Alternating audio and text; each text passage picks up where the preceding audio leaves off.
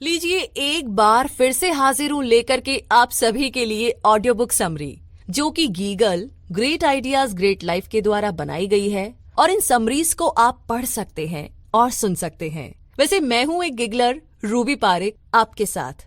तो आइए शुरू करते हैं आज साइमन सिनेक की book start with your why से। अब जैसे कि किताब का नाम है क्यों से शुरुआत, तो इसका मतलब है कि किसी भी काम को लेकर के हम एक पर्पस के साथ हमेशा आगे बढ़े। आपने कंपनी क्यों शुरू की थी? आप लीडर क्यों बनना चाहते हैं? क्या जिंदगी में आपका कोई पर्पस है? अगर है तो क्या? ये सारे के सारे सवाल फिजूल यानी कि बेकार नहीं है। आपको ना ये बहुत ही काम के लगेंगे जब आपको ये पता चल जाएगा कि कई मल्टी मिलियन कंपनीज इसीलिए सक्सेसफुल हो पाई क्योंकि वो एक खास पर्पस के लिए बनाई गई थी। उन्होंने अपनी शुरुआत वाई के साथ की, यानी कि क्यों के साथ। और वैसे भी इस किताब का सब टाइटल है कैसे ग्रेट लीडर्स ने लोगों को एक्शन लेने के लिए इंस्पायर किया। ग्रेट लीडर्स से हमारा मतलब सिर्फ उन लोगों से नहीं है जो कि पॉलिटिक्स में है, बल्कि उन सभी लोगों से है जो किसी भी इंडस्ट्री की बड़ी बड़ी कंपनीज में बड़ी पोस्ट पर होते हैं। अब जैसे कि एप्पल एक लीडिंग कंप्यूटर ब्रांड है, लेकिन बाद में ये मोबाइल और छोटे इलेक्ट्रॉनिक्स इंडस्ट्री में भी उतर गया। तो ऐसा क्यों? इसके बारे में वैसे हम बाद में बात करेंगे, लेकिन फिलहाल के लिए हम बात करते हैं कि लोगों को एक्शन के लिए इंस्पायर करना, यही ग्रेट लीडर्स का काम होता है। एक अच्छा लीडर ना सिर्फ लोगों का वोट हासिल करता है, बल्कि उनका प्यार भी हासिल करता है, बल्कि उन्हें इंस्पायर भी करता है। तो ठीक वैसे ही लीडिंग कंपनीज भी लोगों को अपना कस्टमर बनाती है और साथ ही उन्हें इंस्पायर भी करती है। ग्रेट लीडर्स के कई लॉयल फॉलोअर्स होते हैं जो उनके लिए किसी भी तरह का सेक्रीफाइस करने के लिए हमेशा तैयार रहते हैं, फिर चाहे कोई भी रास्ता क्यों ना अपनाना पड़े। फॉलोअर्स अपने लीडर की इसीलिए सुनते हैं क्योंकि वो उन्हें इंस्पायर करता है। जी हाँ, हर सक्सेसफुल कंपनी के अपने लॉयल कस्टमर होते हैं, फिर चाहे कॉम्पिटिटर उससे बेहतर और नया प्रोडक्ट ही क्यों ना निकाल ले, मगर लॉयल कस्टमर इतनी जल्दी उसे नहीं खरीदते। वो अपनी पसंदीदा कंपनी और ब्रांड के लिए हमेशा लॉयल रहते हैं। तो अब सवाल ये है कि आखिर ऐसा हुआ कैसे? मतलब कैसे कर लेते हैं सब लोग ऐसा, या कंपनी उनके लिए क्या करती है? कैसे उस कंपनी ने इतने लॉयल कस्टमर बनाए? मतलब कुछ तो कर रहा होगा। बिल्कुल ऐसा इसीलिए हुआ क्योंकि उस कंपनी ने वाई के पर्पस के साथ शुरुआत की थी। तो अब इसे समझने के लिए हम कुछ बातों पर फोकस करते हैं। सबसे पहले मैनिपुलेशन वर्सेस इंस्पिरेशन। कहने का मतलब ये कि मोटोरोला ने अपना flip top phone model Razr 2004 में निकाला था। कई हॉलीवुड सेलिब्रिटीज और प्राइम मिनिस्टर ने भी ये नया फोन खरीदा। तो मोटोरोला के लिए तो ये बहुत ही बड़ी सक्सेस थी। तो कुल मिलाकर के उन्होंने रेजर के 50 मिलियन यूनिट्स बेचे। हालांकि 4 साल में ही कॉम्पिटिटर्स ने रेजर की नकल वाले कई सारे नए फोन मार्केट में उतार दिए थे, और भी बेहतरीन फीचर्स के साथ। तो मोटोरोला की चमक जो है ना, वो यहाँ पर फीकी पड़ गई। तो अब सवाल ये है कि इतनी सक्सेस पाने के बाद भी ऐसा हुआ, ये तो बहुत बुरा हुआ। तो इसका रीजन ये है कि कंपनी ने इंस्पिरेशन के बदले में मैनिपुलेशन इस्तेमाल किया, तभी इसने अपने सारे के सारे कस्टमर खो दिए। तो इसमें कोई लॉयल्टी वाली बात नहीं थी। मोटोरोला ने नया प्रोडक्ट निकाला, लोगों को पसंद आया तो लोगों ने खरीदा, मगर किसी और ने जब बेहतर प्रोडक्ट बनाया तो कस्टमर उसकी तरफ खिंच गए। अब अगर मोटोरोला ने लॉयल कस्टमर बनाए होते तो वो सिर्फ मोटोरोला के ही प्रोडक्ट को खरीदते। तो मुद्दा मामला ऐसा है कि जो मोटोरोला ने रेजर के साथ में किया वो सिर्फ एक नॉवेल्टी थी, एक तरह का मैनिपुलेशन। मगर लॉयल्टी पाने के लिए कुछ बड़ा सोचना पड़ता है, लोगों को इंस्पायर करना पड़ता है, जो कि इतना आसान नहीं है। जी हाँ, जब आप लोगों को मैनिपुलेट करोगे तो वो बस थोड़े से टाइम के लिए ना आपको फॉलो कर लेंगे। आप भले ही उनसे काम निकलवा लीजिए, मगर उनकी लॉयल्टी हासिल नहीं कर सकते। और कोई भी ग्रेट लीडर ऐसा नहीं करता है। तो जिन तरीकों से किसी को मैनिपुलेट किया जा सकता है वो है डर, प्रेशर, इंस्पिरेशन, प्राइस, प्रमोशन और नॉवेल्टी। तो वोट लेने के लिए कोई भी पॉलिटिशियन डर का सहारा ले सकता है। वो प्रेशर से या पैसे दे करके या झूठे वादे करके अपने लिए जनता का वोट हासिल कर सकता है। तो इसी तरीके से सेल्स इंक्रीज करने के लिए कंपनीज भी अपने प्राइस को ड्रॉप कर लेती है। कुछ कंपनीज प्रोमोज और इंसेंटिव देती है या फिर नया प्रोडक्ट लॉन्च करती है, मगर ये सब एक अच्छे लीडरशिप का एग्जाम्पल नहीं माना जाएगा। जी हाँ, मैनिपुलेशन किसी भी कंपनी या ऑर्गेनाइजेशन को कमजोर ही बनाता है। लोग उन्हें फॉलो तो करते हैं, मगर बस कुछ ही टाइम के लिए। मैनिपुलेशन के लिए काफी पैसा भी खर्च करना पड़ता है, फिर भी ये उतना इफेक्टिव नहीं होता। रेजर फोन कोई इनोवेशन नहीं था, इसीलिए तो मोटोरोला लोगों को इंस्पायर करने में नाकाम रही। Fax machine, microwave oven, light bulb और आईट्यून्स, ये सारी की सारी चीजें इनोवेशन मानी जाएगी, क्योंकि ये सारे वो प्रोडक्ट है जिन्होंने पूरी इंडस्ट्री को चेंज कर दिया। या हम ऐसा भी कह सकते हैं कि इनकी वजह से सोसाइटी की लाइफस्टाइल में एक चेंज आया। तो चलिए, ये तो रही मैनिपुलेशन वर्सेस इंस्पिरेशन की बात, और अब आगे बात करते हैं कुछ अलग सोचने की। क्योंकि 1984 में जब एप्पल कंपनी बनी, तब से लेकर आज तक उसका यही मोटो रहा है कि आओ कुछ अलग सोचे। एप्पल ने अपने सभी प्रोडक्ट और एडवर्टाइजिंग में ये बात साबित भी की है, जो कुछ भी कंपनी कहती है और करती है, उसके पीछे कुछ हटकर करना, बस यही रीजन है। और यही एप्पल का सबसे स्ट्रॉन्ग पर्पस है, जिसे कंपनी हमेशा लेकर चलती है। वैसे आपको याद होगा कि आईट्यून्स ने म्यूजिक इंडस्ट्री को बदल कर रख दिया था। 2000 के शुरुआती दिनों में लोग गानों के लिए सीडी बर्न करते थे। रिकॉर्डिंग कंपनीज के लिए तो पायरेसी ना एक बहुत ही बड़ी मुसीबत बन गई थी। तब स्टीव जॉब्स ने आईट्यून्स निकाल करके लोगों के सामने एक ऑल्टरनेट रखा। आईट्यून्स और आईपैड ने म्यूजिक इंडस्ट्री को डूबने से बचा लिया। वैसे क्या आपको मालूम है कि MP3 प्लेयर असल में एप्पल ने नहीं बनाया था? एक्चुअली ये क्रिएटिव टेक्नोलॉजी सिंगापुर लिमिटेड के दिमाग की उपज थी। लेकिन सवाल तो ये है कि इसका सारा क्रेडिट एप्पल कैसे ले गया, और इसका जवाब बहुत इंटरेस्टिंग है। हुआ यूं कि क्रिएटिव ने अपने प्रोडक्ट को 5 GB MP3 प्लेयर नाम से रिलीज किया था, लेकिन एप्पल ने आईपैड को कुछ ऐसे पेश किया, 1000 गाने आपकी पॉकेट में। बस क्रिएटिव ने मार्केट को बताया कि उनका प्रोडक्ट क्या है, पर एप्पल ने आप आईपैड क्यों खरीदे ये लोगों को बताया। क्योंकि लोग क्या नहीं समझते, वो कोई भी चीज क्यों यानी कि वाई इससे समझते हैं और फिर खरीदते हैं। तो आईफोन के साथ एप्पल ने एक इनोवेशन किया था। ये मोटोरोला के रेजर की तरह सिर्फ एक नया प्रोडक्ट नहीं था। आईफोन की वजह से ही स्मार्टफोन का ट्रेंड चल निकला। इसे देखकर कि नोकिया, एरिक्सन और मोटोरोला ने भी टच स्क्रीन वाले फोन निकाले।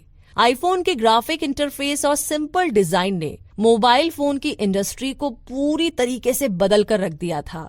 वैसे क्या आपको ये पता है कि साल 2003 में डेल ने अपना खुद का एक MP3 प्लेयर भी निकाला था, मगर ये उतना सक्सेसफुल नहीं हुआ जितनी की कंपनी को उम्मीद थी। और इसका रीजन यही था कि डेल को लोग एक ऐसी कंपनी के रूप में जानते हैं जो कि सिर्फ कंप्यूटर बनाती है। अब ऐसे में उसके मोबाइल या MP3 प्लेयर खरीदना लोगों के तो गले ही नहीं उतरा।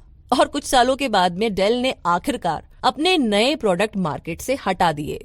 मगर फिर से दिमाग में एक सवाल कि एप्पल आखिर कैसे कंप्यूटर बनाने वाली कंपनी से मोबाइल और बाकी के गैजेट्स बनाने वाली कंपनी बन गई।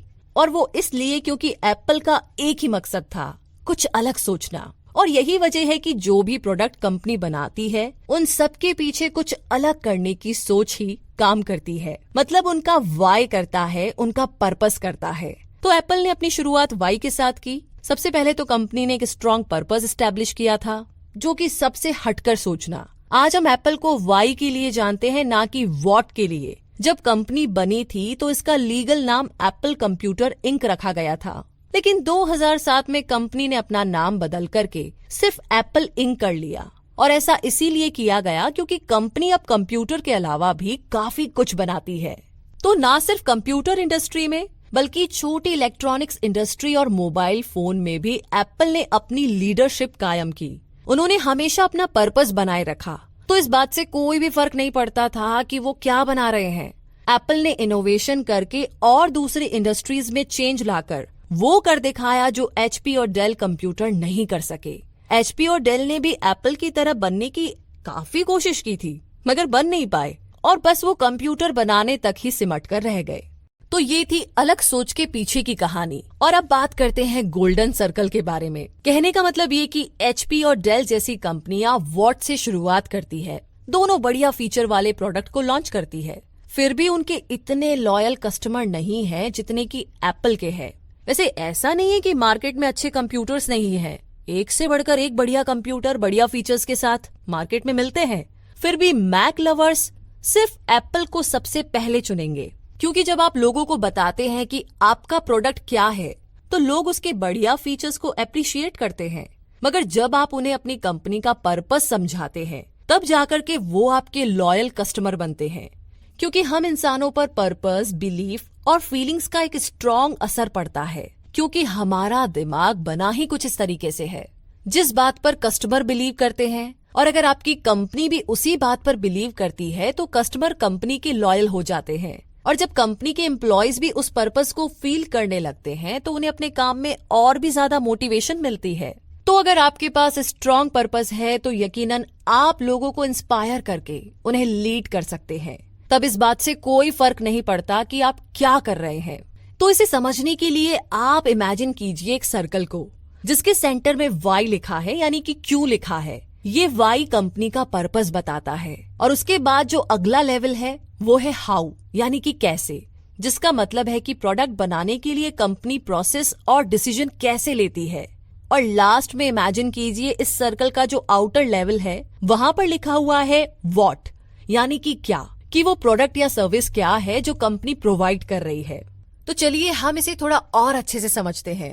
जरा इमेजिन कीजिए कि आपको एक नया बिजनेस आइडिया आया और आपको अब उसके लिए 2 लाख रुपए चाहिए। तो क्या आप उसमें पैसे इन्वेस्ट कर देंगे? हम में से ज्यादातर लोग ना इस डिसीजन से कतराएंगे, मतलब 10 बार सोचेंगे। लेकिन जरा आप सोचिए कि आपके पेरेंट्स की, आपके भाई बहन या फिर कोई आपका जो क्लोज वन है उसे एक जानलेवा बीमारी है और उसके इलाज के लिए आपको 2 लाख रुपए चाहिए। तो आप क्या करेंगे? तो इसका जवाब ये है कि आप कहीं ना कहीं से भी 2 लाख रुपए का इंतजाम कर लेंगे। फिर चाहे उसके लिए आपको अपना लैपटॉप बेचना पड़े, गहने बेचने पड़े या आपका घर ही क्यों ना बेचना पड़े। तो अब हम अगर इसी इमोशन से बाहर आकर सोचे कि आखिर ये क्या हुआ, इन दोनों केसेस में हम ही थे। दोनों केसेस में हमें 2 लाख रुपए ही चाहिए थे, वो भी सेम था। बस सिर्फ हमारा जो वाई है, यानी कि जो क्यों है, यहाँ पर वो बदल गया, यानी कि हमारा पर्पस बदल गया। पहले केस में हमारा वाई था एक बिजनेस आइडिया और दूसरे केस में हमारा वाई था हमारे किसी अपने की जान बचाना। तो कहने का मतलब ये है कि एप्पल जैसी कंपनीज इसीलिए सक्सेसफुल होती है क्योंकि वो पहले अपना पर्पस यानी कि वाई बताती है और उसके बाद आता है व्हाट, यानी कि प्रोडक्ट के बारे में बताती है। जो कुछ एप्पल करती है उसके कोर में एक पर्पस होता है और वो पर्पस है कुछ अलग सोचना। और कस्टमर ये बात बहुत अच्छे से समझते हैं, तभी तो उन्हें एप्पल के हर प्रोडक्ट में वो पर्पस दिखाई देता है जो कि उन्हें खरीदने के लिए इंस्पायर करता है। यहाँ कस्टमर इसीलिए लॉयल है क्योंकि वो भी एप्पल की तरह ही कुछ अलग सोचने पर बिलीव करते हैं। अगर आप लीड करना चाहते हैं तो ये मत सोचिए कि आप लोगों को क्या दे सकते हैं। आप वाई से शुरुआत करें, क्यों से शुरुआत करें, लोगों को अपना पर्पस बताएं। अगर लोग भी उसी पर्पस पर बिलीव करते हैं जो आपका है तो यकीनन वो आपके लॉयल बन जाएंगे। वो आपसे इंस्पायर होकर के आपको फॉलो करने लगेंगे। इस इम्पोर्टेंट कॉन्सेप्ट को हमेशा याद रखिए। इसे गोल्डन सर्कल कहते हैं। इसमें वाई है आपका पर्पस, हाउ है प्रोसेस और व्हाट है आपका प्रोडक्ट। तो ये है गोल्डन सर्कल की बात। तो अब आगे थोड़ा और बढ़ते हैं और बात करते हैं कॉफी से कुछ बढ़कर। कहने का मतलब ये कि सेंस ऑफ बिलोंगिंगनेस हम इंसानों में पैदाइशी होता है। हम हमेशा सेफ और कनेक्ट फील करना चाहते हैं। ये एक ह्यूमन नीड है कि हम अपने आसपास से जुड़े रहना चाहते हैं। जब हम वैकेशन के लिए अपनी कंट्री से बाहर जाते हैं तो वहाँ अपनी कंट्री के लोगों को देख करके हमें बहुत अच्छा लगता है। हमें ये फील होता है कि हम अपने ही लोगों के बीच में हैं। तो ठीक इसी तरीके से हम उन्हीं कंपनीज के साथ वो अपनापन फील करते हैं जिनके बिलीफ हमारे जैसे हो। हम उनके प्रोडक्ट इसीलिए खरीदते हैं क्योंकि हमारा वाई सेम होता है। तो इससे हमें पता चलता है कि जिस बात पर हम यकीन करते हैं कंपनी भी करती है। तो वो प्रोडक्ट्स और ब्रांड्स हमें बिलोंगिंग की फील कराते हैं और हम इस तरीके से कंपनी के बाकी कस्टमर से भी कनेक्टेड फील करने लगते हैं। तो वाई से अपनी कंपनी या ऑर्गेनाइजेशन की शुरुआत करने से ज्यादा इम्पैक्ट पड़ता है क्योंकि हम इंसान अपना हर काम फीलिंग्स की वजह से ही करते हैं। ये गोल्डन सर्कल काफी ज्यादा इफेक्टिव है क्योंकि ये हमारे दिमाग के मेजर लेवल से रिलेट करता है। आप क्या बनाते हैं इससे ज्यादा आप क्यों बनाते हैं, इस बात का असर लोगों पर पड़ता है। इसे समझ सकते हैं आप स्टारबक्स से। कहने का मतलब ये कि जो स्टारबक्स ऑफर करता है वो व्हाट उनका प्रोडक्ट कॉफी है, मगर उनका पर्पस वाई है, लोगों को कॉफी पीते हुए कंफर्टेबल फील करवाना। तो ये सब जानते हैं कि स्टारबक्स अपने कस्टमर को एक नाइस फीलिंग और नाइस एक्सपीरियंस देता है। यूं तो बाकी कॉफी शॉप्स भी हैं जहां लोग बैठ करके बढ़िया कॉफी पी सकते हैं, लेकिन फिर भी लोग फीलिंग्स की वजह से स्टारबक्स को चूज करते हैं। हॉवर्ड शुल्ट्ज स्टारबक्स के फाउंडर नहीं है। उन्होंने 1982 में इस कंपनी को ज्वाइन किया था। ये सिएटल में स्टारबक्स की सबसे पहली ब्रांच खुलने के 10 साल बाद की बात है। लेकिन हम आज स्टारबक्स को जिस चीज के लिए जानते हैं वो हॉवर्ड शुल्ट्ज की वजह से ही है। जी हाँ, ये उन्हीं की सोच थी कि स्टारबक्स एक कॉफी से कहीं ज्यादा बढ़कर है। शुल्ट्ज कंपनी के तीनों फाउंडर की वजह से फ्रस्ट्रेट हो गए थे, क्योंकि जो वो देख रहे थे वो तीनों फाउंडर नहीं देख पा रहे थे। जेफ सीगल, जेरी बॉल्डविन और गार्डोन बावलार कस्टमर को सिर्फ कॉफी बीन्स बेचकर के ही खुश थे। शुल्ट्ज इटली के एस्प्रेसो बार्स से काफी ज्यादा इंस्पायर थे। वो अपने कस्टमर को एक ऐसा कंफर्टेबल प्लेस देना चाहते थे जहां बैठ करके वो आराम से कॉफी के सिप ले सके। शुल्ट्ज स्टारबक्स को लोगों के लिए एक थर्ड स्पेस बनाना चाहते थे, जो आराम के कुछ पल गुजारने के लिए घर और ऑफिस के अलावा एक और जगह हो। शुल्ट्ज के स्टारबक्स ज्वाइन करने से पहले यूनाइटेड स्टेट्स में बहुत कम कॉफी शॉप्स हुआ करती थी, वो भी कुछ यूनिवर्सिटीज के अंदर। लेकिन स्टारबक्स के आने से यूनाइटेड स्टेट्स में कॉफी पीना एक कल्चर बन गया। इसने एक कॉफी पीने का नया माहौल बना दिया, जहां बैठकर के लोग रिलैक्स कर सकते हैं, किताबें पढ़ सकते हैं, अपने लैपटॉप पर काम कर सकते हैं या फिर दोस्तों के साथ गप्पे मार सकते हैं। और ये सब हॉवर्ड शुल्ट्ज के स्ट्रॉन्ग विजन की वजह से ही पॉसिबल हुआ। उनके पास स्टारबक्स को चलाने का एक पर्पस था। इन 10 सालों में स्टारबक्स के शॉप्स की गिनती 1000 से बढ़कर के 13,000 ब्रांचेस से ऊपर पहुंच गई है। हॉवर्ड शुल्ट्ज एक ग्रेट लीडर है, क्योंकि उन्होंने वाई से शुरू किया। वो स्टारबक्स में एक पर्पस के साथ आए थे। वो लोगों को कंफर्टेबल फील करवाना चाहते थे और लोगों ने एक्चुअली में इस फील को रिलेट भी किया और उनके लॉयल कस्टमर बन गए। बेशक और भी कॉफी शॉप्स होगी जहां पर बढ़िया कॉफी मिलती है, लेकिन स्टारबक्स ने अपनी एक अलग पहचान बना ली है। इसने कॉफी पीने का एक नया कल्चर निकाला जिसे लोगों ने बहुत पसंद किया, और ये इसकी सक्सेस का सीक्रेट है। तो हम कह सकते हैं कि स्टारबक्स ने सोसाइटी बदल दी। जी हाँ, अपने वाई से। और अगला नाम है हार्ले डेविडसन का। कहने का मतलब ये कि आपने क्या कभी किसी आदमी को हार्ले डेविडसन के टैटूज के साथ देखा है? आखिर क्यों कोई किसी कंपनी के लोगो का टैटू अपनी बॉडी में बनवाएगा? क्या लोग अपनी बॉडी पर किसी और कंपनी का भी टैटू बनवाते हैं? एक्चुअली लोग हार्ले डेविडसन का टैटू अपनी बॉडी पर इसलिए बनवाते हैं क्योंकि हार्ले डेविडसन को अपना पर्पस लोगों को समझाना बड़े अच्छे से आता है। हार्ले डेविडसन का ये लोगो एक बिलीफ का सिंबल बन गया है, और अमेरिका में तो ये टैटू काफी कॉमन है। जो लोग हार्ले चलाते हैं उनके लिए हार्ले सिर्फ एक ब्रांड नहीं बल्कि लाइफस्टाइल है, और हार्ले ने ये मुकाम अपने कई सालों की मेहनत, कंसिस्टेंसी, डिसिप्लिन और क्लैरिटी से पाया है। जो कुछ भी हार्ले डेविडसन करता है और कहता है वो उसके बिलीफ के साथ चलता आ रहा है। उसमें कोई चेंज नहीं आया कभी भी। कंपनी ने अपने कुछ उसूल बनाए थे जिन्हें वो आज तक फॉलो करती आ रही है। कंपनी ने अपना एक क्लियर पर्पस रखा था जिसे उसने लोगों तक पहुंचाया। लोगों ने उनकी बात समझी और इंस्पायर हुए। धीरे धीरे कंपनी का ये लोगो सिर्फ एक सिंबल ही नहीं बल्कि एक बिलीफ बन गया। हर प्रोडक्ट जो कंपनी बनाती है उसके पीछे यही बिलीफ काम करता है। अपनी बॉडी में हार्ले डेविडसन का टैटू बनवाने वाले रैंडी फाउलर कहते हैं, ये टैटू मेरी पहचान का सिंबल है, या यूं कहे कि ये मेरी पहचान है और मेरी पहचान है कि मैं एक अमेरिकन हूँ।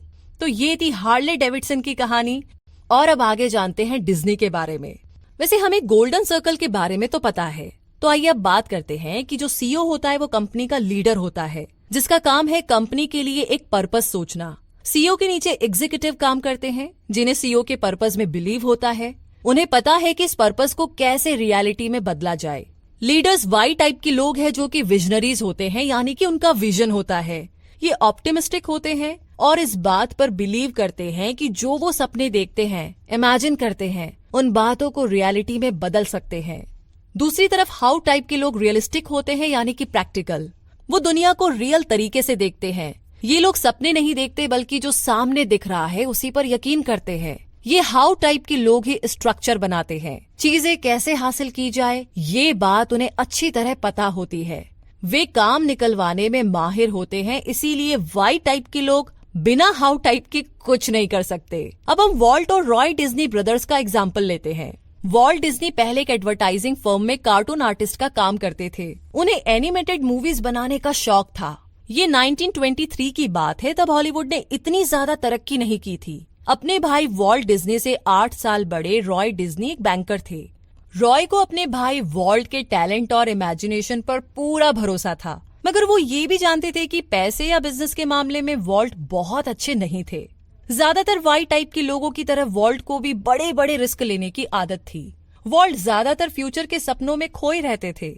तो एक बायोग्राफर ने बताया कि वॉल्ट डिज्नी कार्टून बनाता था और सपने देखता था, मगर रॉय उसकी परछाई में रह करके एक बड़ा बिजनेस एम्पायर तैयार कर रहा था।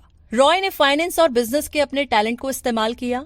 रॉय की मदद से ही वॉल्ट अपने सपनों को रियल कर पाया। रॉय डिज्नी ने ब्योना विस्टा कंपनी बनाई जो कि डिज्नी फिल्म्स डिस्ट्रीब्यूट करती थी।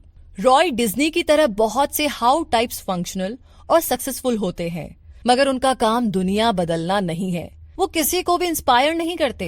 इंस्पायर करते हैं सिर्फ वाई टाइप्स के लोग जैसे कि वॉल्ट डिज्नी। लेकिन हाउ टाइप्स के बिना वाई टाइप्स के लोग कुछ नहीं कर सकते। हाँ, लेकिन अगर दोनों मिल जाए तो उनकी स्ट्रॉन्ग पार्टनरशिप से $1 बिलियन कंपनी खड़ी की जा सकती है। तो ये थी डिज्नी की कहानी। और अब आगे जानते हैं बिल गेट्स के बारे में। बिल गेट्स जैसे ग्रेट लीडर्स में एक करिश्मा होता है, क्योंकि उनके पास एक स्ट्रॉन्ग पर्पस है। अपने बिलीफ को वो एक नाम, एक पहचान देते हैं और उसे दुनिया तक पहुंचाते हैं। ग्रेट लीडर्स एक विजन लेकर चलते हैं जो कि पर्सनल से कहीं ज्यादा बढ़कर होता है। उनके पास दुनिया के लिए कुछ प्लान, कुछ कॉज होते हैं। उनकी अपनी जिंदगी उसके लिए ज्यादा मायने नहीं रखती है। वैसे बिल गेट्स मानते थे कि किसी भी प्रॉब्लम को सॉल्व करने के 2 तरीके हैं। वो ऑप्टिमिस्टिक थे और वो मानते थे कि अगर ऑब्स्टिकल हटा दिए जाए तो कोई भी इंसान अपनी फुल पोटेंशियल का इस्तेमाल कर सकता है। वे उन्हें इस बात पर भी पूरा यकीन दिलाते थे कि अगर लोगों को यूजफुल टूल्स दिए जाए तो वे सक्सेसफुल बन सकते हैं। इसमें कोई शक नहीं। हर घर में, हर डेस्क में कंप्यूटर हो, बस यही बिल गेट्स का विजन है। और उन्होंने अपना ये विजन माइक्रोसॉफ्ट बना करके पूरा किया। बिल गेट्स ने पावर पॉइंट बनाया, एक्सेल और वर्ड बनाया, ताकि लोग अपनी जिंदगी में और भी ज्यादा एफिशिएंट और प्रोडक्टिव बन सके। उन्होंने विंडोज बना करके लोगों की मदद की जिससे वो कुछ एक्स्ट्रा ऑर्डिनरी कर सके। बिल गेट्स के पास एक विजन था कि लोग टेक्नोलॉजी की मदद से अपनी लाइफ में इम्प्रूवमेंट ला सके। माइक्रोसॉफ्ट छोड़ने के बाद भी बिल गेट्स अपने विजन को लेकर के हमेशा चलते रहे। उन्होंने अपनी पत्नी के साथ मिलकर के bill and Melinda Gates foundation बनाई और वो अब कोई सॉफ्टवेयर नहीं बनाते, मगर उन्होंने लाखों करोड़ों लोगों को एक उनकी लाइफ इम्प्रूव करने की अपॉर्चुनिटी दी। बिल गेट्स मानते थे कि गरीब लोगों को अपॉर्चुनिटी देने से उन्हें खुद को ऊपर उठाने का मौका मिलेगा, उन्हें एम्पावर करने का ये जरिया बन सकता है। बिल गेट्स ने अपना वॉट चेंज किया, मगर उनका पर्पस और उनका विजन कभी नहीं बदला। क्या आपको वॉक्सवैगन का मतलब पता है? जर्मन में इसका मतलब होता है लोगों की कार। 70 के टाइम में वॉक्सवैगन हिप्पी कल्चर का सिंबल बन गई थी। कंपनी ने हमेशा ऐसी गाड़ियां बनाई हैं जिसे एवरेज लोग अफोर्ड कर सके। हालांकि 2004 में कंपनी ने एक नई लग्जरी कार फेंटोन मार्केट में उतारी जिसकी कीमत थी $70,000। ये कार बहुत ही बढ़िया फीचर्स के साथ अवेलेबल थी। इसके कॉम्पिटिटर BMW 7 सीरीज और एस क्लास मर्सिडीज बेंच थी, मगर फेंटोन सक्सेसफुल नहीं हुई। कार की बस गिनी चुनी यूनिट ही बिकी क्योंकि लोगों को कार ज्यादा पसंद नहीं आई। और इसकी वजह ये थी कि ये लग्जरी लोगों की समझ से बिल्कुल परे थी, क्योंकि वॉक्सवैगन ने हमेशा आम आदमी के लिए अफोर्डेबल गाड़ियां ही बनाई थी। मगर होंडा और टोयोटा के पास बेटर आइडिया था। दोनों कंपनीज ने नए ब्रांड की कारें निकाली जो कि उनके लग्जरी प्रोडक्ट्स के साथ मैच करती थी। उनके नए लग्जरी ब्रांड है एक्यूरा और लेक्सस। और अब आगे बात करते हैं वॉलमार्ट के बारे में। जी हाँ, वॉलमार्ट के फाउंडर सैम वॉल्टन बहुत ही डिप्रेशन में पल करके बड़े हुए, इसीलिए उन्हें हार्डवर्क की वैल्यू पता थी। उन्होंने अरकानसस बेंटाविले में पहला वॉलमार्ट स्टोर खोला। वहाँ ऐसी और भी रिटेल शॉप्स थी जहाँ बहुत सस्ता सामान मिलता था, लेकिन सिर्फ वॉलमार्ट ही टॉप में पहुंचा और वॉलमार्ट कुल $44 बिलियन की एनुअल सेल करता है। लेकिन इसका सीक्रेट सैम वॉल्टन का हार्डवर्क और स्टोर के चीप प्राइस नहीं है। इसका सीक्रेट है वॉल्टन का पर्पस। उनके स्टोर शुरू करने के पीछे एक बहुत ही गहरा कॉज छुपा था, एक ऐसा स्ट्रॉन्ग बिलीफ जिसने उन्हें हमेशा मोटिवेट किया, और वो बिलीफ था सैम का लोगों पर यकीन करना। जी हाँ, वे लोगों का ध्यान रखने में बिलीव करते थे। सैम वॉल्टन को लगता था कि अगर वो लोगों का ध्यान रखेंगे तो बदले में लोग भी उनका ध्यान रखेंगे। जितना वॉलमार्ट अपने एम्प्लॉयज, अपने कस्टमर और अपनी कम्युनिटी को देते थे, बदले में उससे कहीं ज्यादा वॉलमार्ट को मिलता था। जी हाँ, सैम वॉल्टन वीकेंड्स पर भी काम करते थे। वो अपने पिकअप ट्रक खुद ही चलाते थे। वो अपने हर एम्प्लॉय का बर्थडे याद रखते थे। और इतना ही नहीं, वो बहुत ही हम्बल भी थे। उन्होंने अपनी सारी जिंदगी लोगों की सेवा के लिए डेडिकेट कर दी थी। जो सैलरी वो लेते थे वो सालाना लगभग $3.5 लाख से भी कम थी। सैम वॉल्टन का पर्पस यही था कि वो लोगों को सर्व करना चाहते थे। ये पर्पस उनकी अपनी जिंदगी से बड़ा था और यही वजह है कि जो वॉलमार्ट शॉपिंग की दुनिया में इतना सक्सेसफुल रहा। वॉलमार्ट सैम वॉल्टन के इसी पर्पस को पूरा करने के लिए बना था। 5 अप्रैल 1992 यानी कि 1992 में बोन मैरो कैंसर की वजह से सैम वॉल्टन इस दुनिया से चल बसे। उनके मरने के बाद उनके बड़े बेटे एस रॉबिसन वॉल्टन वॉलमार्ट के चेयरमैन बने। रॉबिसन ने कहा कि कंपनी की पॉलिसी, कंट्रोल और डायरेक्शन सब कुछ पहले की तरह ही चलता रहेगा, मगर ऐसा नहीं हुआ। सैम वॉल्टन की मौत के बाद वॉलमार्ट में काफी चेंजेस आए। कई कस्टमर और एम्प्लॉयज ने बदसलूकी की कंप्लेंट्स की। कुछ टाइम के बाद वॉलमार्ट का बंटवारा हो गया और कॉस्टको नाम से एक नया रिटेल शॉप खोला गया। तो सैम वॉल्टन के जाने के बाद में कोई भी सीईओ उनके पर्पस को बरकरार नहीं रख पाया। लोगों को सर्व करने का सैम का बिलीफ और किसी के पास नहीं था। तो रिजल्ट ये रहा कि धीरे धीरे वॉलमार्ट अपनी रेपुटेशन खोता चला गया। 2009 में माइकल टी ड्यूक नए सीईओ बने, जिनकी सैलरी ईयरली लगभग $5.5 मिलियन है। तो कहने का मतलब ये है कि स्टीव जॉब्स, बिल गेट्स और सैम वॉल्टन जैसे ग्रेट लीडर्स ने अपने वाई को एक नई पहचान दी। जब जॉब्स ने एप्पल छोड़ा, गेट्स ने माइक्रोसॉफ्ट और वॉल्टन ने वॉलमार्ट, तो इन सभी कंपनीज के कामकाज में गड़बड़ होने लगी, क्योंकि अपने ग्रेट लीडर के बिना कंपनी अपना पर्पस भूल गई थी। सिर्फ ग्रेट क्रेडेंशियल का होना ही जरूरी नहीं है। हर कंपनी के आने वाले सीईओ को अपने ग्रेट लीडर से इंस्पायर होना बहुत जरूरी है। उसे उस बात पर पूरी तरह बिलीव होना चाहिए जिस पर कंपनी के फाउंडर को बिलीव है।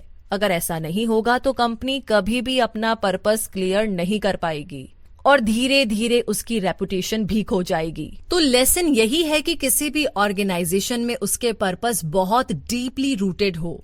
भले ही कंपनी का फाउंडर रहे या ना रहे, मगर उसका पर्पस हमेशा चलता रहे, तभी वो कंपनी सक्सेस के रास्ते में आगे बढ़ती रहेगी। तो अब आप समझ गए होंगे कि वाई यानी कि क्यों से शुरुआत करना इतना जरूरी क्यों है। अपने पर्पस के बारे में सोचे, वो क्या हो सकता है, ऐसा क्या है जिस पर आप बिलीव करते हैं। और जब आपको इन सारे सवालों के जवाब मिल जाए तो अपना हाउ प्रोसेस और व्हाट प्रोडक्ट के बारे में सोचना शुरू कीजिए। कैसे आप उसे अचीव कर सकते हैं।